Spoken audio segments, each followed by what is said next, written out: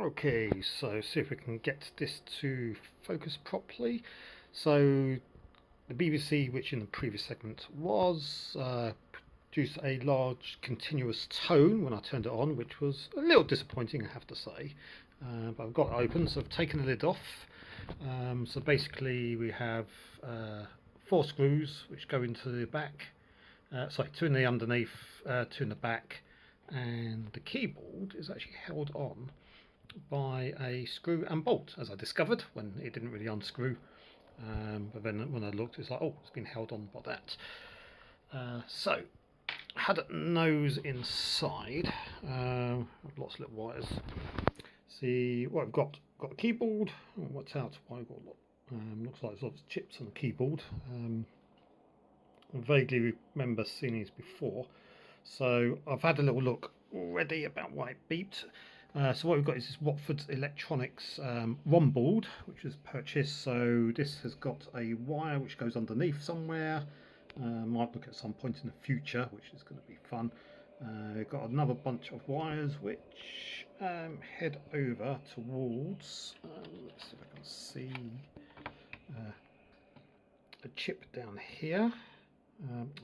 Focusing is annoying on this today. So not quite sure. Let's grab a torch.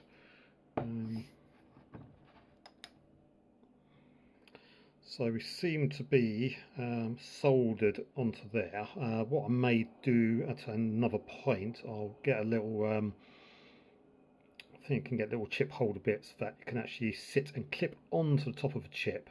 And what I'll do is I'll solder this to that, so it makes any future bits easier to deal with. And also what I'll probably do is stick a header on here so that you can just clip in and clip out, and obviously see where the other wire goes to. Anyway, back to what I was saying. It wasn't turning on. Well, it turned on, but we've got a nice long continuous beep, which I've done a bit of research for last night, and one of the things it said was possibly to do with ROMs not being seated correctly. So as I've done this a little bit earlier, I'm going to twist this round. What I discovered when I took this apart is this Watford Electronics ROM board was actually partially out of the ROM socket here. So when I took it apart, I could actually feel it sort of rocking a bit, but I couldn't quite tell without removing the keyboard assembly.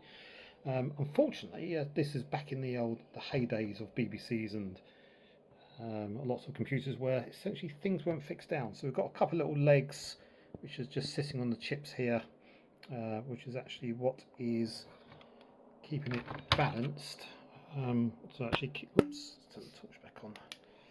To actually keep it even. So essentially it's on I'm not sure if there's a 6522, which is popular in a lot of bits. Actually that's a 6522. I believe that's another 6522. And there's a 6502 somewhere. I can actually read this. Oh, sorry, that's 6522. It's another 6522, which means I believe that is then the Z80, which just sits underneath there. So yes. So anyway, so obviously it's been in transit. It's had a. It's probably been bounced away and lobbed around a bit in transit, as you find sometimes happens. So what's actually happens, because this board is not fixed down in any way, it's like, so there's no screws down, it actually just came partially off the ROM sockets. Oops, where's it gone? Oops, underneath there. Couldn't quite see it originally. In fact, you can see it's slightly above still.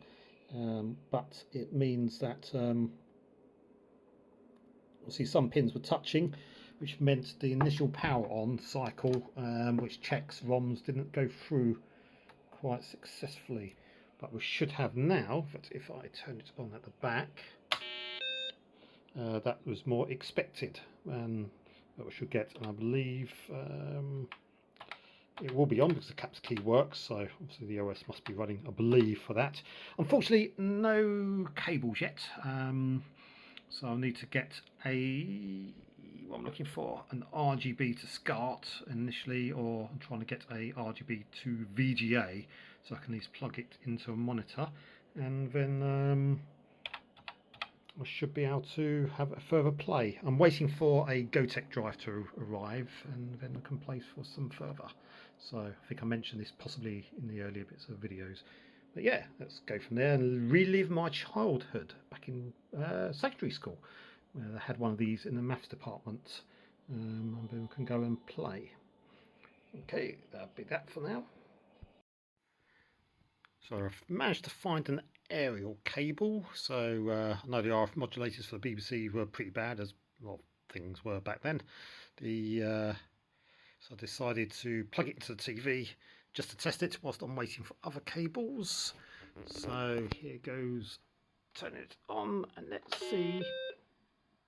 Way! And there we have BBC Acorn DFS Basic. So yep, we have a working BBC, which is funky. So I'm going to have a little play for a moment, and then hopefully get some other cables and stuff soon. So cool.